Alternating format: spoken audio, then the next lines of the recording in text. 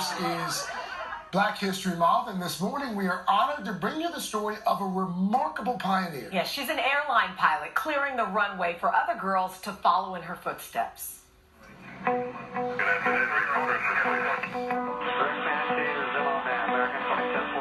What do we love as pilots? It's taxiing down that runway. You then stand those throttles up. You feel that sheer power from the engine as you start to roll down the runway. We pull back on those controls. You feel that airplane ascend, and you feel that you become one with that airplane. You're taking an airplane greater than 170,000 pounds in the air, and then you have control of that. 41-year-old Beth Powell is a pilot for American Airlines. I remember going to high school, and I loved everything with numbers and all subjects pertaining to math. Powell was born in Jamaica and was inspired by a teacher to become a pilot. So I was like, Mommy, Daddy, my teacher told me I could become a pilot, a mechanic, or an engineer. My dad posed an innocent question, asking if there are any female pilots, because he has never seen any. Of course, I was very supportive from both. We decided to research that avenue. Powell moved to Vero Beach, Florida to attend flight school. She received her commercial license at 18. I worked 3 jobs to finish paying for my flight instructor license so I could become an instructor, teach to get the hours to become a pilot with American Eagle. Powell was inspired by another female pilot. In 1993, Brenda Robinson was the first female African-American pilot for American Airlines. There was this one picture that stood in the flight academy. That was Brenda Robinson. Every time I walked through that hallway and saw that picture, she looked just like me, and that gave me that hope to say, you will become a pilot with American Airlines too. Powell started flying with American Eagle at 21 years old, and in 2014, she became the first officer of the Boeing 737 for American Airlines.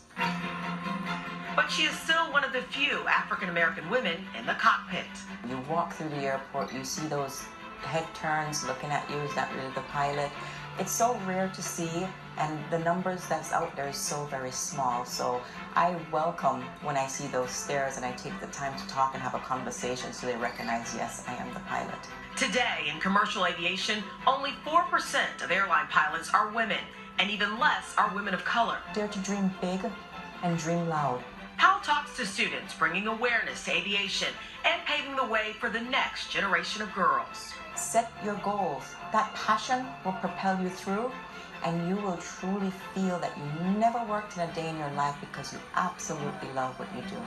She also set up a scholarship for more diverse pilots. I know finance can be very challenging, and I want to be that person to help giving back, to help them know it's possible. Not just giving them the funds and that's it, but mentoring them along the way, because we will have challenges.